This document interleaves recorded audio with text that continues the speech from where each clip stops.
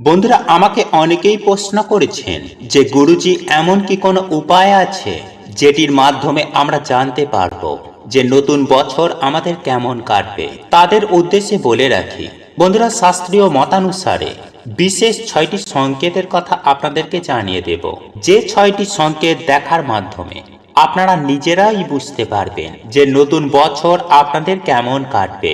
একই সঙ্গে বন্ধুরা আমি বিশেষ একটি মন্ত্র আপনাদেরকে জানিয়ে দেব, সেটি যদি আপনারা স্নান করে উঠে একবার মুখে আনতে পারেন, তাহলে নতুন বছরে আপনার জীবনে যদি কোনো বাধা বিপত্তি আসে, রোগ ব্যাধি আসে, দারিদ্রতা আসে, তাহলে সুনিশ্চিতভাবে তা দূর হয়ে যাবে।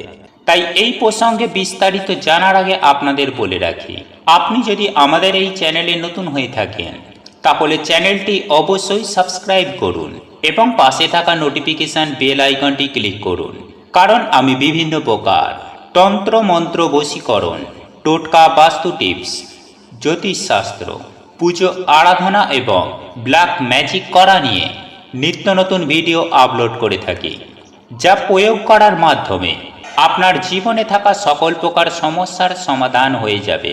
বন্ধুরা, আপনারা যদি এই 5টি সংকেত পৌষ মাস চলাকালীন পেয়ে থাকেন তাহলে আপনারা অত্যন্ত ভাগ্যশালী, কারণ পৌষ মাসে এই 5টি সংকেত তারাই পাবেন যারা কোটি কোটি টাকার মালিক হয়ে উঠবেন।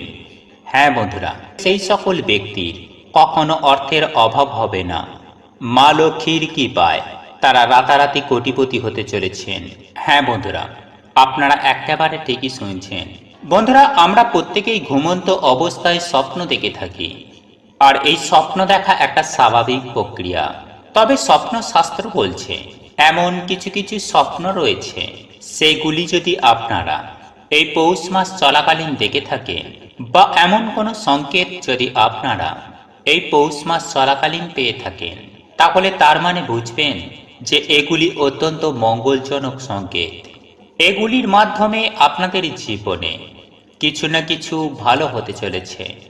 এক কথায় বললে আপনাদের জীবন থেকে বিভিন্ন রকম বাধা বিপত্তি, জ্বালা যন্ত্রণা, সমস্যা, দুঃখ কষ্ট, বিশেষ করে অর্থনৈতিক সমস্যা দূর হবার আগে স্বয়ং পরমেশ্বর ভগবান এই রূপ সংকেতগুলো মানুষকে প্রদান করে থাকেন।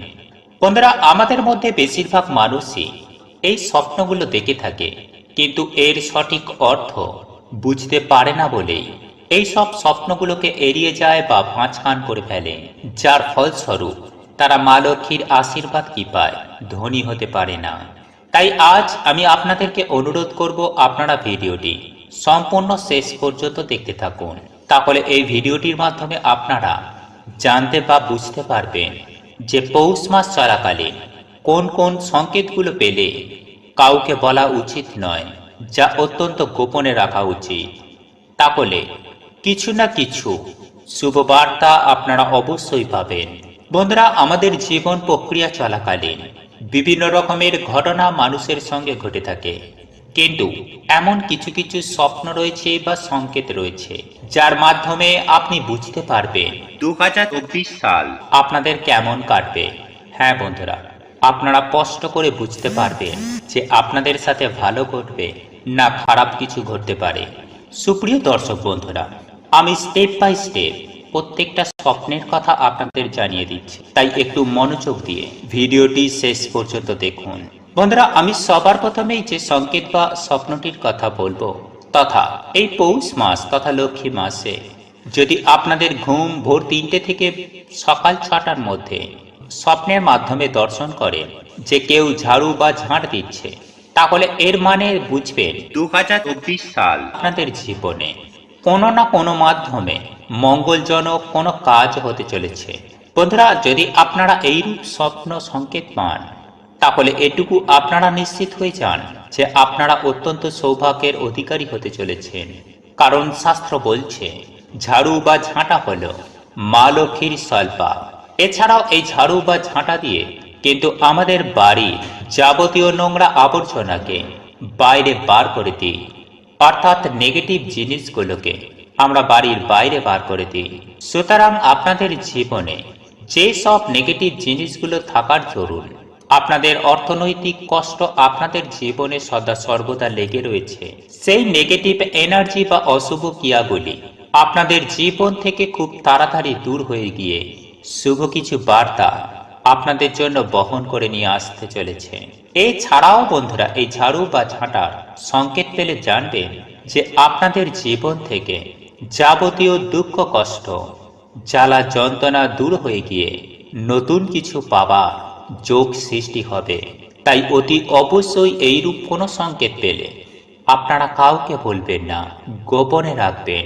দেখবেন 2023 সালেই কোনো না কোনো মাধ্যমে খুব ভালো একটা রেজাল্ট পাবেন, যার ফলস্বরূপ আপনারা সুখ শান্তি ও আনন্দময় জীবন অতিবাহিত করতে পারবেন। বন্ধুরা, এরপর দ্বিতীয় যে স্বপ্ন সংকেতটির কথা বলবো তা হলো, বন্ধুরা, শাস্ত্র মতে এমনটা মনে করা হয় যে গৃহে সুখ শান্তি সমৃদ্ধি বজায় রাখতে টিকটিকির ভূমিকা অনেকখানি রয়েছে, তথা যে গৃহে টিকটিকি থাকে সেই গৃহে বিভিন্ন দৈবিক শক্তির প্রভাব বিদ্যমান থাকে। বন্ধুরা, হাতে গোনা এমন অনেক পরিবার রয়েছে যারা টিকটিকি দেখলে মেরে ফেলে। এমনটা করা কিন্তু একদমই উচিত নয়। এটি অত্যন্ত একটি পাপের কাজ। টিকটিকি অত্যন্ত একটি নিরীহ প্রাণী, এদেরকে মেরে ফেলার কোনো মানেই হয় না। তাই যাই হোক, এই ভুল কাজ আপনারা করবেন না। দেখুন বন্ধুরা, যে গৃহে টিকটিকি থাকে সেই গৃহে স্বয়ং মা লক্ষ্মী বিরাজ করেন। যে গৃহে টিকটিকি থাকে না সেই গৃহে কিন্তু মা লক্ষ্মীও থাকে না। তাই টিকটিকি দেখলে মেরে ফেলবেন না, এর ফলে এমন পাপে পরিপূর্ণ হয়ে যাবেন যা আপনাদের কল্পনার বাইরে। এছাড়াও শাস্ত্র বলছে, এই টিকটিকি যদি আপনাদের গৃহে পৌষ মাস চলাকালীন বেশি পরিমাণে দেখতে পাওয়া যায়, তাহলে তার মানে বুঝবেন যে মা লক্ষ্মীর কৃপাদৃষ্টি আপনাদের ওপর খুব শীঘ্রই পড়তে চলেছে, যার ফলে আপনাদের জীবনে যেসব মৌলিক চাহিদা, অর্থনৈতিক চাহিদা, এই সমস্ত কিছুই সুনিশ্চিতভাবে পূর্ণ হবে এবং তা বেশি সময় লাগবে না। বন্ধুরা, একথা সত্য যে প্রতিটা প্রাণী আমাদেরকে বিভিন্ন রকমভাবে বিভিন্ন সংকেত দিয়ে থাকেন, শুধু আমরা এর অর্থ সঠিকভাবে খুঁজে পাই না বলে এইগুলোকে কুসংস্কার বলে উড়িয়ে দিই। যাই হোক বন্ধুরা, এরপর তৃতীয়ত যে বিষয়টি বলবো তা হলো, মা লক্ষ্মীর বাহন হলো পেঁচা, আর এই পৌষ মাস হলো মা লক্ষ্মীর অত্যন্ত প্রিয় মাস। তাই এই পৌষ মাসকে লক্ষ্মী মাসও বলা হয়। তাই এই পৌষ মাস চলাকালীন কাউকে অপমান করে তাড়িয়ে দেবেন না, বা কোনো পাখি বা জীবজন্তু এলে তাদের কোনো রকম ক্ষতি করবেন না। পারলে সামর্থ্য মতো কিছু না কিছু খেতে দেবেন, এর ফলে অত্যন্ত পূর্ণ অর্জন হবে। যাই হোক বন্ধুরা, এই পৌষ মাস চলাকালীন যদি আপনারা দেখেন আপনাদের ঘরের ছাদের ওপর কিংবা উঠানে, অথবা যদি আপনাদের গৃহের মধ্যে কোনো গাছপালা থেকে থাকে, সেই সব গাছপালার ওপরে যদি কখনো সাদা পেঁচা এসে ঘোরাঘুরি করে বা গাছের ওপরে এসে বসে, তাহলে এর মানে বুঝবেন যে এটি অত্যন্ত শুভ সংকেত, আর স্বয়ং মা লক্ষ্মী আপনাদের গৃহে প্রবেশ করতে চলেছে। তথা এইরূপ সংকেত পেলে কাউকে বলবেন না। এছাড়াও আপনারা সুনিশ্চিত হতে পারেন যে আপনাদের 2024 সাল আপনাদের অনুকূলে থাকবে। হ্যাঁ বন্ধুরা, আপনাদের জীবনে যেরকমই দুঃখ কষ্ট সমস্যা, বিশেষ করে অর্থনৈতিক জনিত সমস্যা, সমস্ত প্রকারের সমস্যা মা লক্ষ্মীর কৃপায় দূর হতে চলেছে।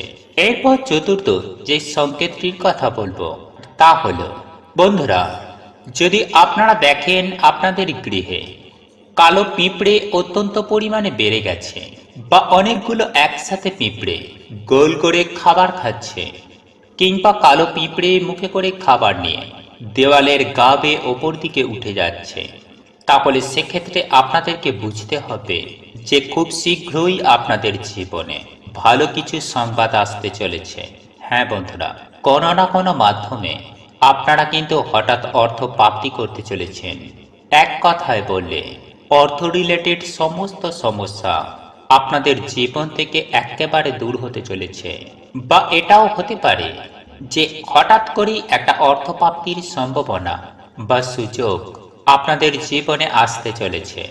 সেটি লটারির মাধ্যমেও পেতে পারে, কিংবা কোনোরূপ বকেয়া টাকা আপনাদের কাছে আসতে পারে। এক কথায় বললে একটা ফাটকা অর্থ আপনারা কিন্তু অর্জন করতে পারেন।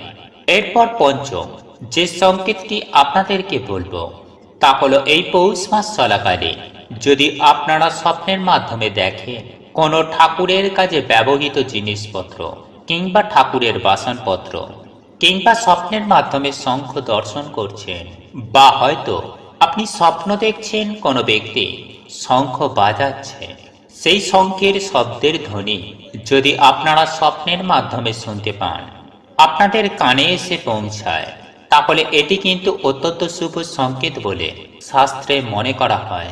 বন্ধুরা, এইরূপ সংকেত পাওয়ার অর্থ হলো যে আপনাদের জীবন থেকে যাবতীয় আর্থিক সমস্যা খুব শীঘ্রই দূর হতে চলেছে এবং জীবনে খুব ভালো কিছু আসতে চলেছে, তথা মা লক্ষ্মীর কৃপা দৃষ্টি আপনারা সুনিশ্চিতভাবে পেতে চলেছেন। কারণ মা লক্ষ্মীর সব থেকে প্রিয় বস্তু হল শঙ্খ, কড়ি এগুলি, এবং এই শঙ্খধ্বনি ও শঙ্খকেও কেউ বাজাচ্ছে যদি এই রকমটা দেখতে পান, তাহলে কাউকে বলবেন না।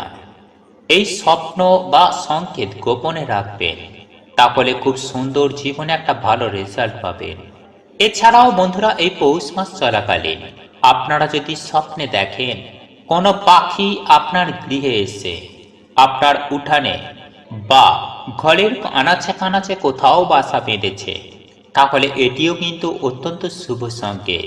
দেখুন বন্ধুরা, একই সঙ্গে আমি আপনাদেরকে এটাও জানিয়ে রাখবো যে এই পৌষ মাস চলাকালীন যদি আপনাদের গৃহে প্রায়শই পাখির আনাগোনা বেড়ে যায়, তাহলে সেক্ষেত্রে স্বয়ং মা লক্ষ্মীর আগমন আপনার গৃহে উপস্থিত হওয়াকেই বোঝানো হয়।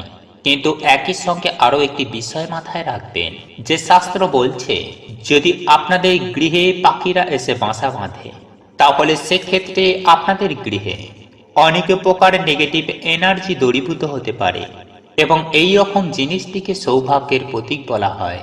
এবং গৃহে পাখি বাসা বাঁধলে পরিবারের সুখ শান্তি সমৃদ্ধি বৃদ্ধি পায়, এমনকি সেই পরিবারে স্বয়ং মা লক্ষ্মী বিরাজ করেন এবং মায়ের আশীর্বাদ প্রাপ্ত হয়। যাই হোক বন্ধুরা, এই পৌষ মাস চলাকালীন যদি আপনারা এই সংকেতগুলি পেয়ে থাকেন, তাহলে কখনোই কিন্তু কাউকে বলবেন না। বন্ধুরা, স্বয়ং পরমেশ্বর ভগবান শ্রীকৃষ্ণ স্নান সম্পর্কে আমাদের কিছু গুরুত্বপূর্ণ তথ্য দিয়েছে।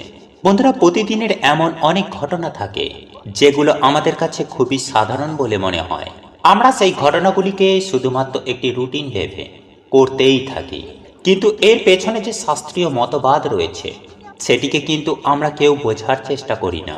বন্ধুরা, আমরা যদি একটু গুরুত্ব দিয়ে এটাকে বোঝার চেষ্টা করি যে আমাদের পূর্বপুরুষেরা যত আমাদের সংস্কার দিয়েছেন বা যেসব নিয়ম বিধি ছোটবেলা থেকে আমাদের শেখানো হয়েছে, এই সকল প্রত্যেকটি নিয়ম বা বিধির পেছনে একটি নির্দিষ্ট কারণ রয়েছে, আর এই সকল জিনিসগুলোই কিন্তু আমাদের খুবই লাভকারী হয়ে থাকে। বন্ধুরা, এই সবের মধ্যে স্নান করা একটি গুরুত্বপূর্ণ অঙ্গ হিসাবে মনে করা হয়। গুরুত্বপূর্ণ অঙ্গ হিসাবে মনে করা হয় রোজকার জীবন সঙ্গীতে। বন্ধুরা, স্নানের গুণাবলী সম্পর্কে তো আমরা সবাই জানি। শাস্ত্র অনুসারে স্নান করা খুবই গুরুত্বপূর্ণ ও শুদ্ধিকরণের প্রক্রিয়া হয়ে থাকে। কিন্তু বন্ধুরা, আপনারা কি জানেন যে স্নানেরও একটি সঠিক সময় বা একটি সঠিক পদ্ধতি থাকে? হ্যাঁ বন্ধুরা, আপনারা একেবারে ঠিকই শুনছেন। বন্ধুরা, আমরা কিন্তু নিজেদের সময় অনুযায়ী, নিজেদের সুবিধা অনুযায়ী দিনের যে কোনো সময়ে স্নান করে থাকি, কিন্তু যে কোনো সময়ে স্নান করে নেওয়া কিন্তু একটি অভ্যাস হয়ে থাকে। এর ফলে আমাদের শরীর থেকে নেগেটিভ এনার্জি গৃহে প্রবেশ করতে পারে। হ্যাঁ বন্ধুরা, এর ফলে লাভ কম, ক্ষতি হবার সম্ভাবনাটা বেশি হয়ে থাকে। বন্ধুরা, আমাদের মহান মহান শাস্ত্রের মধ্যে গরুর পুরাণে আমাদের ছোট বড় বিভিন্ন রকমের কার্যকলাপ নিয়ে আলোচনা করা হয়েছে। এই গরুর পুরাণে জীবন, মৃত্যু, ধর্মশাস্ত্র এর সঙ্গে সঙ্গে আমাদের ব্যবহারিক জ্ঞান সম্বন্ধে অনেক তথ্য তুলে ধরা হয়েছে। তাই বন্ধুরা, আজ আমি আমার এই ভিডিওটির মাধ্যমে আপনাদেরকে জানিয়ে দেব যে গরুর পুরাণ ও অন্যান্য শাস্ত্র অনুযায়ী কোন সময় স্নানের জন্য খুবই উত্তম হয়ে থাকে, কোন সময়ে স্নান করলে আমাদের জীবনে শুভতা প্রবেশ করে, স্নান কত রকমের হয় এবং স্নান করে ওঠার পর কোন মন্ত্র আপনারা জপ করবেন, এর ফলে আপনারা কি লাভবান হবেন সেই সম্পর্কে বন্ধুরা, আমি সবার প্রথমেই আপনাদেরকে সুন্দরভাবে জানিয়ে রাখি যে গরুর পুরাণ অনুযায়ী স্নান 5 রকমের হয়। 1 ব্রহ্মস্নান, 2 দেবস্নান, 3 মনুষ্য স্নান, 4 লস্য স্নান এবং 5 দানব স্নান। বন্ধুরা, এই সমস্ত প্রকার স্নানকে সময় অনুযায়ী ভাগ করা হয়েছে। শাস্ত্র অনুযায়ী ব্রহ্ম মুহূর্তে স্নান করলে সেটি খুবই লাভকারী হয়ে থাকে। ব্রহ্ম মুহূর্ত অর্থাৎ রাত্রির শেষ মুহূর্ত, অর্থাৎ সূর্য উদয় থেকে 1 থেকে 1.5 ঘন্টা আগের সময়। আরও পরিষ্কারভাবে বলতে গেলে সকাল 4:30 থেকে 5:30 পর্যন্ত সময়কে ব্রহ্ম মুহূর্ত বলা হয়ে থাকে। বন্ধুরা, শাস্ত্র অনুযায়ী এই সময় সারাদিনের সর্বশ্রেষ্ঠ সময় হয়ে থাকে, কারণ এই সময়ে পুরো প্রকৃতিতে অদ্ভুত এবং চমৎকারী কিছু ঊর্জার প্রকাশ ঘটে। কারণ এই সময়টিকে দেবতাদের সময় বলা হয়। এই সময়ে প্রত্যেক দেবতা তাদের নিজ নিজ রথে চেপে ভ্রমণে বেরোন, এবং এই সময়ে যারা ঘুম থেকে উঠে স্নান আদি সম্পূর্ণ করে নেয় তাদের ওপর এনাদের শুভ দৃষ্টি পড়ে থাকে। এ কারণেই ব্রহ্ম মুহূর্তে করা স্নানকে সব থেকে শুভ বলে মনে করা হয়। বন্ধুরা, এই সময়ে স্নান করে সূর্যদেবের উদ্দেশ্যে অর্ঘ্য প্রদান করলে তাকে জীবনে কখনো দারিদ্রতার সম্মুখীন হতে হয় না। এর ফলে সারাদিন আমাদের শরীরে পজিটিভ এনার্জি ভরপুর থাকে। প্রত্যেকটি কাজে আমাদের একটি অন্যরকম আগ্রহ প্রকাশ পায়। দ্বিতীয় হলো দেবস্নান। বন্ধুরা, সকাল 5:30 থেকে 6:30 মধ্যে করা স্নানকে দেবস্নান বলা হয়ে থাকে।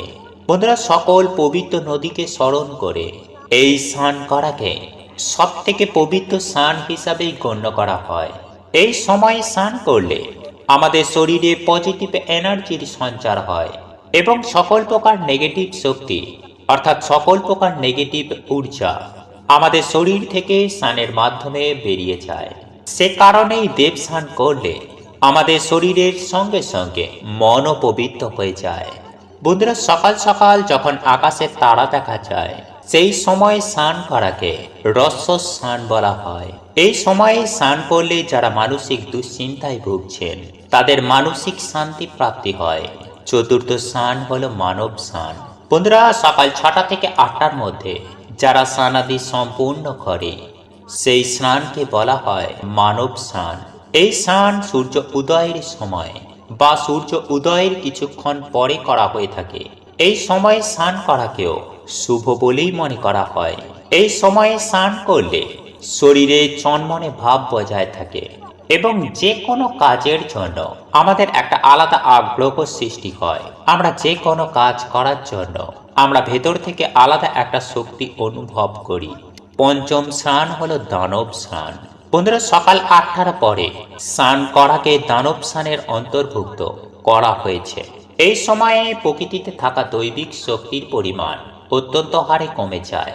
এই কারণেই এই সময়ে যারা স্নান করে তাদের মধ্যেই পজিটিভ ঊর্জার অভাব দেখা যায়, যার ফলে এই ব্যক্তির শরীরে সারা দিনের জন্য আলস্য ঘিরে নেয়, কোনো কাজে মন বসতে চায় না এবং কোনো দিকেই কোনো উৎসাহ থাকে না।